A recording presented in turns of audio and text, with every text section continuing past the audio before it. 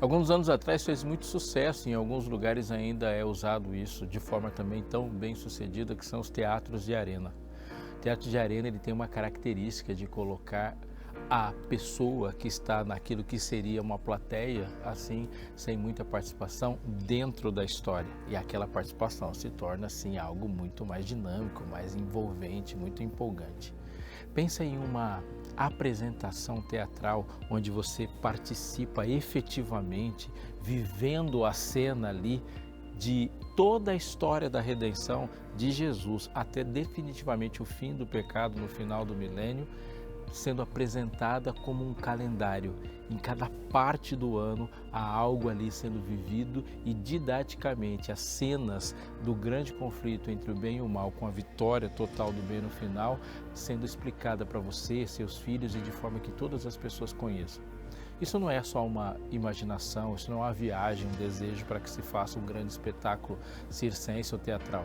Isso de fato aconteceu e aconteceu por 1500 anos, pelo menos esse era o projeto de Deus, de que isso fosse uma apresentação fantástica, extremamente criativa, com todas as formas e figuras e recursos que pudessem ser usados para essa apresentação para o povo de Israel. Sim, a história toda em um ano, o tempo sendo revelado no templo. Mas não era só para eles. Quando a gente pega o registro disso nas páginas da Bíblia, nós temos uma compreensão imensa, panorâmica do ponto que já passou, o ponto onde estamos e a referência até o ponto final da história. E a gente pode ter um panorama profético quando antes mesmo de haver profeta, havia textos escritos, mas já havia um templo. Eu quero convidar você para mergulhar comigo nesse tempo no templo, neste Fé para Hoje.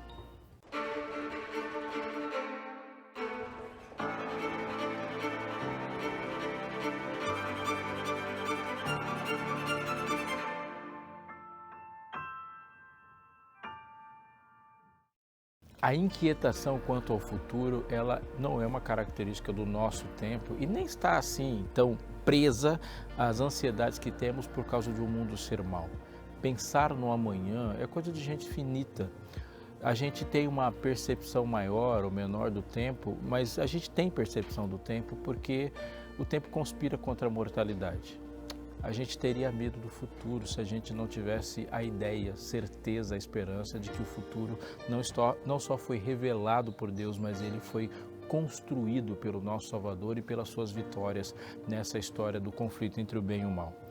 Mas se Deus disse coisas sobre o futuro, revelou, estruturou e colocou regras para a gente compreender como que Ele disse sobre o futuro na Bíblia, é porque isso é importante para a gente. Repito, saber do futuro conforme Deus revelou é muito importante. Importante, inclusive, para que a gente desmascare e não seja enganado por outras tentativas de revelação do futuro que são falsas e podem nos levar para um beco sem saída.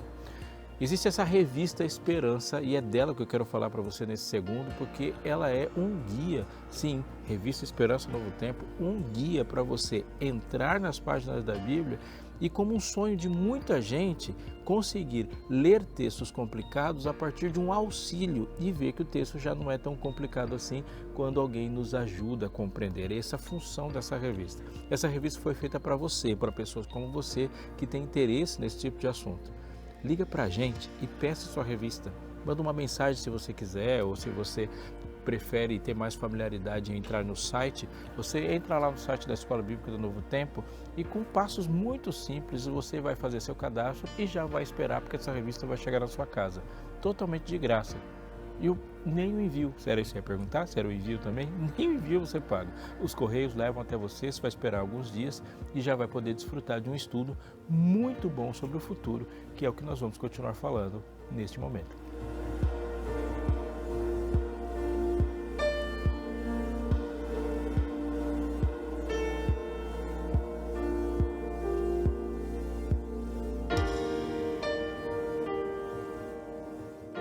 Quando Moisés estava no Sinai recebendo as orientações de Deus que estruturavam, legislavam e organizavam a vida do seu povo na sua trajetória aqui, aquelas orientações elas são e ultrapassam e muito os códigos de comportamento, de civilidade, de um padrão de organização de um povo. A gente pode e comumente se divide a lei que Deus deu para Moisés em algumas categorias. Se chama de lei moral, os 10 mandamentos, que são o centro ali de onde se desdobram todas as outras. Mas Deus disse também para Moisés outras leis, como as leis sanitárias, que regulamentavam e diziam a vontade de Deus no trato que eles têm com as prevenções da saúde e muitas coisas ali da relação que eles tinham. Deus também deu leis civis, as leis de justiça, a maneira como eles deveriam lidar com a vida material, colheita, plantio, posses e muitas outras coisas. Há um conjunto de leis que hoje nós chamamos de leis cerimoniais. Elas dizem respeito primeiramente, a maneira como Deus interfere na vida do homem para salvá-lo. Por exemplo, o perdão de pecados é ali simbolizado e demonstrado pelo sacrifício e morte do Cordeiro. Essas cerimônias também são chamadas de festas nos livros. De Êxodo 20 para frente, há um conjunto e uma sequência de capítulos onde todas essas coisas são demonstradas, Deus revela e Moisés vai anotando para depois transmitir ao povo. Essa transmissão possibilitou que não só as pessoas conhecessem, como as coisas foram se organizando conforme Deus disse que elas deveriam ser organizadas. Eu quero que você se concentre um pouco comigo sobre esse grupo específico de leis, que são as leis cerimoniais. Conforme eu disse, elas têm como centro a explicação da graça, porque mostram o sangue do Cordeiro e a relação do templo. Mas é mais do que isso, é a ampliação do processo de como Deus, esse Deus gracioso, conduz as suas ações no templo. Portanto, a relação com o templo não é apenas para o momento em que eles estão vivendo em seu contexto. Quando Deus estruturou e demonstrou as ações no templo, ele estava dizendo também como ele faria as coisas no templo. Isso é de tão grande importância que quando você lê, por exemplo, o livro de Apocalipse, você vai perceber que estas cerimônias, elas são a marca, a tônica, que vão determinar o ritmo das visões desde a primeira até o final, do Apocalipse capítulo 1 até o último capítulo. Essas festas são mencionadas por outros textos bíblicos e, por exemplo, nós compreendemos o livro de Hebreus com uma porção de menções a festas. Nos Salmos há também menções a essa festa, em 2 salmos específicos, há versos específicos que falam de um ponto que é o do futuro. Quando, por exemplo, o salmista fala: eu entrei no seu santuário e atentei para o destino do ímpio. Essa relação de entrar no santuário e a descrição que ele faz de atentar para o destino do ímpio significa que algo do futuro é revelado a ele, e isso está, mesmo assim, fora de uma revelação mais específica, concreta e elaborada, como é em Daniel e Apocalipse. A gente vê também no Salmo 91 o salmista escrevendo, mas ele faz descrições baseadas no passado, mas com projeção para o futuro. Somente com os teus olhos olharás e verás o castigo do ímpio. 2 ênfases ali no ímpio, mas há algo importante sendo dito aqui. De alguma forma, há um conhecimento, e talvez esse conhecimento seja mais específico do que a gente está pensando sobre o futuro. No livro de Levítico, no capítulo 23, esse terceiro livro da Bíblia, Deus está revelando o calendário de Israel. Mais do que uma divisão organizacional de um mundo em meses e da vida nesses meses, mais do que uma marca como endereços no tempo que a gente usa para se localizar e a gente se comunicar hoje, como, por exemplo, dizer mês de outubro, mês de novembro, mês de janeiro e a data que é para nossa localização e comunicação. Aquilo era um calendário que revelava a trajetória, as formas e os movimentos de Deus na história, do ponto onde eles estavam até um ponto futuro, dando esperança, uma esperança de salvação, quando Deus coloca quais são as suas ações, gerando segurança para o seu povo. E o capítulo começa dessa forma: fala aos filhos de Israel, dizendo: as festas fixas do Senhor que proclamareis serão santas convocações, são essas as minhas festas. 6 dias trabalhareis, mas o 7º dia, o sábado de descanso solene, santa convocação. Nenhuma obra fareis, é sábado do Senhor em todas as vossas moradas. Muito importante a gente compreender por que dessa fala inicial, porque quando a gente olha a estrutura do ano, nós vamos perceber que o ano ele é estruturado a partir das festas e há uma marca de tempo semanal antes de haver uma marca de tempo mensal. A marca de tempo é uma festa do Senhor que não se relaciona com as ações somente salvíficas de Deus na história, uma vez que o sábado foi dado no momento em que Deus criou o mundo. Isso é muito importante. Quando Deus cria o mundo, o porquê do mandamento não está relacionado ao sacrifício de Cristo. Porque, diz o texto em Êxodo 20, em 6 dias fez o Senhor os céus, a terra, o mar e tudo que neles há, e ao 7º dia descansou. Por isso abençoou Deus o dia do sábado e o santificou. Por quê? Por isso. Nem o porquê e nem o por isso estão relacionados ao sacrifício de Cristo, porque quando Deus cria o mundo, porque Deus fez o mundo em 6 dias, não havia mal, não havia pecado para haver remissão. Portanto, essa data que separa todas as semanas, ela é uma festa fixa, a festa sabática, mas a sua perpetuidade não se relaciona a um ponto na história onde, como profecia, ela vai alcançar. Mas as outras sim. Cabe aqui a gente pensar numa coisa que dá para nós uma compreensão melhor do que vai acontecer daqui para frente. Shabat, o sábado, literalmente significa dia de parar o trabalho, um descanso. Portanto, é possível que essa expressão Shabat, o sábado, dia de parar o trabalho, seja referente a qualquer feriado. Então, se, por exemplo, quando Deus fala que a festa da Páscoa começa num dia em que não há trabalho, ele vai chamar o início da festa da Páscoa de sábado. Se a festa dos tabernáculos, a festa da expiação, há uma data no final e que nesse dia ninguém faz nada, é um dia em que é um feriado nacional, essa data também é chamada de sábado. Portanto, é por isso que no mandamento existe uma especificidade, uma colocação ali clara, dizendo que é o sábado do 7º dia, referindo-se à criação. E é comum e é importante a gente perceber que a referência meus sábados é um pouco diferente dos sábados das festas. Portanto, ao descanso do Senhor e ao descanso das pessoas. No livro de Levítico, portanto, capítulo 23, ele começa falando do sábado e agora ele vai explanar e dizer como que o ano vai acontecer e quais os aprendizados em relação ao futuro acontecem nesse ano. Do verso 4 diz, são estas as festas fixas do Senhor, as santas convocações, que proclamareis no seu tempo determinado. E aí ele vai dizer, aos 14 do mês, no crepúsculo da tarde, no 1º mês, é a Páscoa do Senhor.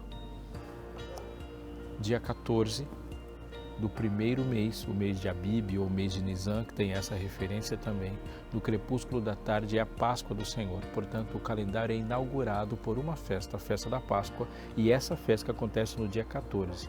Olhando para o Êxodo, e essa festa é inaugurada e proclamada lá no Êxodo, o Cordeiro Pascal morre às 3 horas da tarde do dia 14 do mês de Abib, o 1º mês, o mês de Nisan.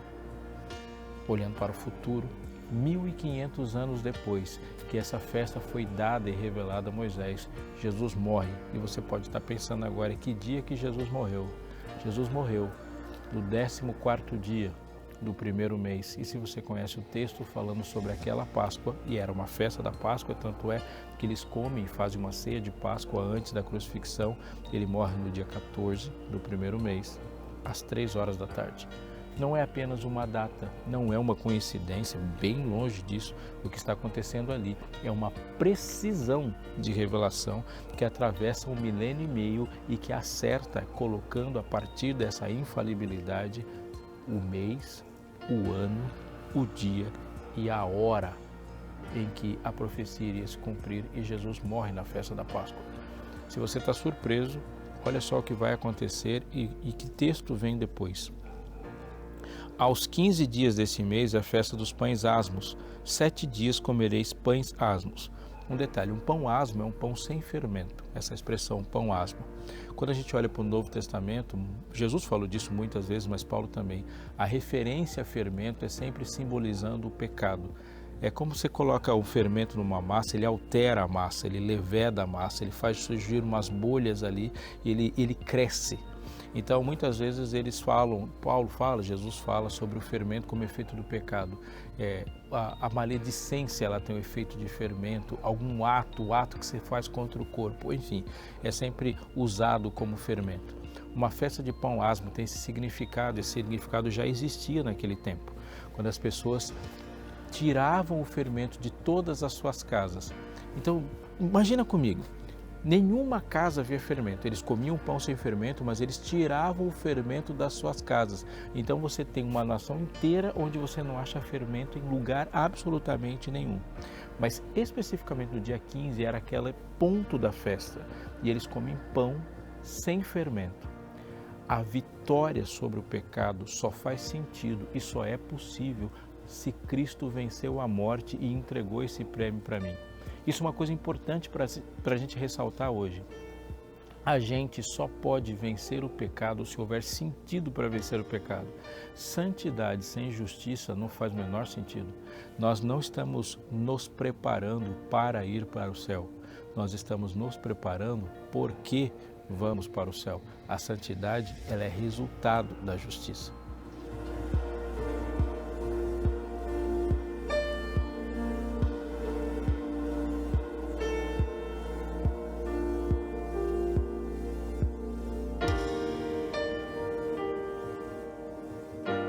A festa posterior, que acontece imediatamente a do pão asmo, no dia 16, é a festa das primícias, e ele vai dizer assim no versículo 7. No primeiro dia tereis santa convocação, nenhuma obra servil fareis, mas 7 dias oferecereis oferta queimada ao Senhor. Ao 7º dia haverá santa convocação, nenhuma obra servil fareis. Entenda, por nenhuma obra servil fareis, será um sábado, independente da data do mês que ela caia. E agora ele vai dizer: Disse mais o Senhor a Moisés: Fala aos filhos de Israel e dize-lhes: Quando entrares na terra que vos dou e cegares a sua messe, então trareis um molho das primícias da vossa messe ao sacerdote. O plantio foi feito e agora o agricultor, o pai que planta, a mãe que planta, espera o que se espera numa obviedade do que vai acontecer depois de um plantio. A terra é trabalhada, a terra é regada, adubada e fertilizada. Então, no momento correto, com a chuva correta, a temperatura correta, o grão que rompe e morre para que haja uma nova planta, ele atravessa e rompe a terra. O primeiro que sai da terra, essa expressão colocada para esse primeiro broto que racha a terra e aparece, é ali chamado de primícia. E eles entendiam perfeitamente o que significava, mas é interessante a gente se colocar no lugar deles que estão assistindo isso. Qualquer um que planta tem essa ansiedade de perceber o primeiro que nasce. A ordem colocada ali no mandamento é que o primeiro broto que nascesse, o primeiro grão da messe, o primeiro feixe, ele pertence ao Senhor. Agora, preste atenção na lógica que está aqui. Para que a primeira planta nascesse, a semente precisa morrer. E para que essa semente morra, ela parte ao meio. Portanto, há uma semente que morre para que haja uma vida saindo da terra. Paulo, comentando sobre isso, fala que Jesus, ele é a primícia ou as primícias dos que dormem. Absolutamente toda ressurreição é decorrente da ressurreição de Jesus. É a vitória de Jesus sobre o pecado, é a vitória de Jesus sobre a morte e a saída de Jesus da tumba que possibilita todas as saídas. A festa das primícias acontece no 3º dia após a Páscoa, no dia 16. Se você está me acompanhando, eu sei que está. Jesus morre na sexta-feira, dia 14, permanece na tumba no sábado, dia 15, e no dia 16, ele, a primícia, ressuscita, cumprindo cabalmente a profecia.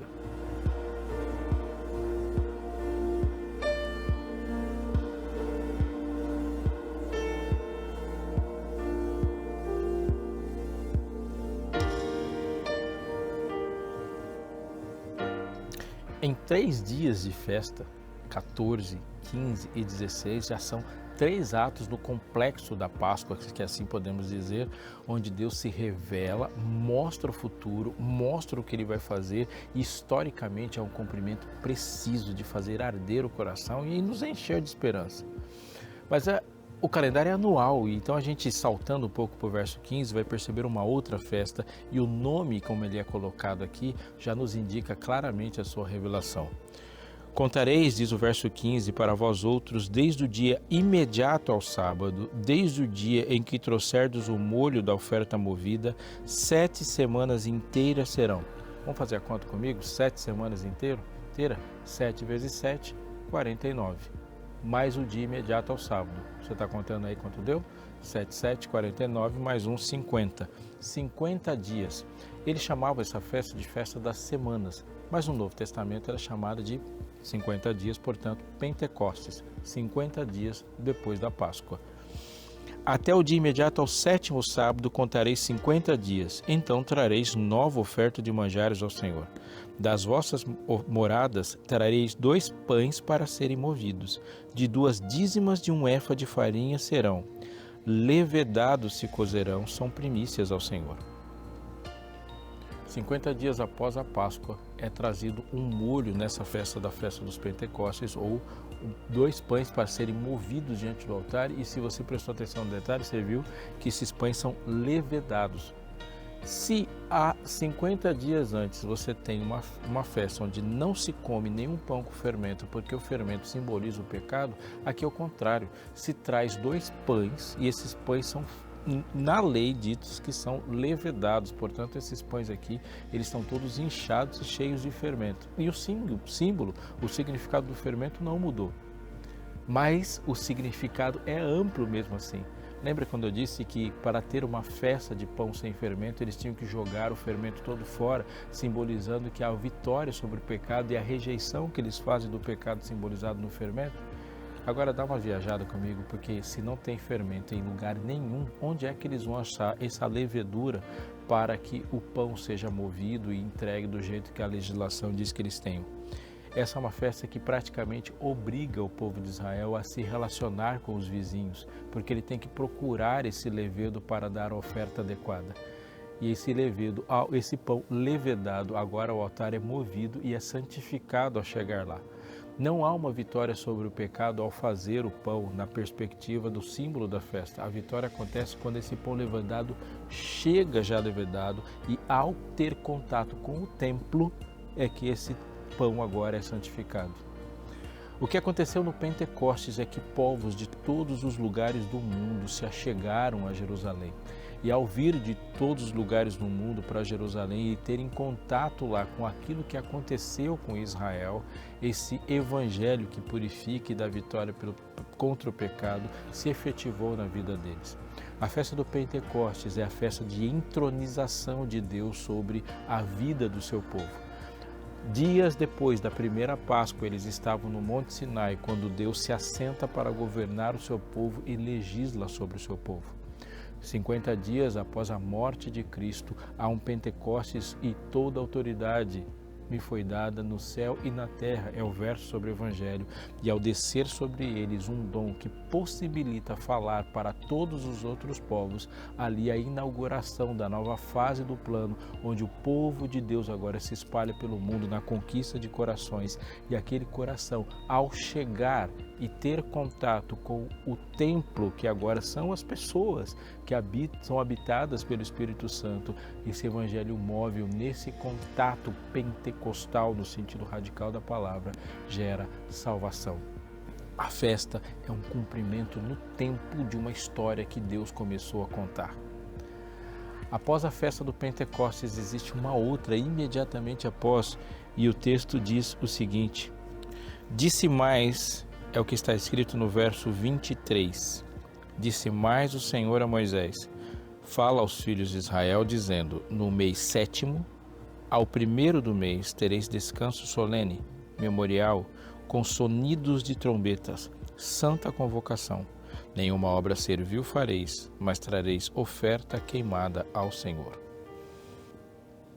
Uma descrição que não fala muita coisa, né? Não tem muitos detalhes, não fala de roupa e nem do tipo de oferta. O que ele está dizendo é que de um ponto até outro há um tocar contínuo de um instrumento específico, que são os shofar, são as trombetas. De lá para cá, até hoje no nosso tempo, a gente tem uma compreensão de trombeta. Por exemplo, qual foi a última vez que você ouviu uma trombeta tocando? Num casamento. A trombeta toca para anunciar um grande evento, que é a entrada da noiva, não é? O toque de clarinha, a clarinada no exército, a trombeta, ela anuncia o comando, um evento, enfim. Aqui a gente percebe os dias seguidos onde as trombetas são tocadas, é um aviso de que uma importante festa, um importante evento está para acontecer. Isso também tem um cumprimento histórico e a gente vai compreender quando a gente entende o significado da próxima festa, que é a expiação. A expiação é o dia do juízo em Israel. É quando há a confirmação de tudo o que aconteceu desde a Páscoa até agora. O santuário será purificado. Aquele sangue que um dia foi aspergido dentro do santuário, agora é o momento de colocar todos os pingos nos is e uma confirmação da ação salvífica de Deus sobre todo o povo é feita. Essa festa é uma festa que todos devem comparecer e comparecer em contrição. Então, a trombeta é tocada para que ninguém fique fora disso. Quando nós olhamos para o livro de Apocalipse, há uma expressão que dá sentido e fecha com isso num cumprimento histórico, porque Apocalipse 14:6 diz: "E vi outro anjo voando pelo meio do céu, tendo o evangelho eterno a pregar a todos que se assentam sobre a terra, a cada nação, tribo, língua e povo, dizendo em grande voz: temei a Deus e dai-lhe glória, porque é chegada a hora do seu juízo." Na história, antes do juízo de Deus e o juízo que antecede a sua segunda vinda, o juízo pré-advento, o juízo de confirmação do plano redentor que mostra ao universo o efeito da graça e a justiça e a perfeição de Deus ao conduzir todo o processo de salvação, há um anúncio muito grande. E na história nós podemos constatar o movimento de todos os povos e não houve nenhum continente que ficou de fora desse aviso, dessa proclamação sobre a brevidade da volta de Jesus e um juízo que vinha. A festa aconteceu como de fato o início desse juízo também aconteceu. Convém nos dedicar e a gente passar um tempo estudando esse juízo pré-advento que já começou. Mas a história da redenção não termina ali. A história da redenção termina depois do juízo. Quando você olha para os versículos finais de Levítico 23, a festa das cabanas, a festa dos tabernáculos. E o que era essa festa? Essencialmente é a festa mais alegre de todas, não é só um espírito de contrição que está ali, ele é festivo. E pensando na festa das cabanas, dos tabernáculos, a estrutura maior da festa é que eles saem de todas as suas casas e vão morar momentaneamente em outras casas. Eles ficam acampados e há grandes celebrações com comida, bebida, e o órfão, o migrante, a viúva são convidados a comer e a festejar juntos. E fora de casa? A relação disso ela é fantástica, porque após a confirmação de todo o processo de salvação, há um momento em que moraremos felizes, e não é na nossa casa, é na casa dele, na casa de meu Pai. O tabernáculo, a festa do tabernacular é a festa do convívio, do contato e a aplicação imediata sobre o milênio. Um tempo no templo e olhando para o Senhor do templo, revelando o seu amor e a sua graça, ele teve o cuidado de revelar um futuro onde ele está e você também.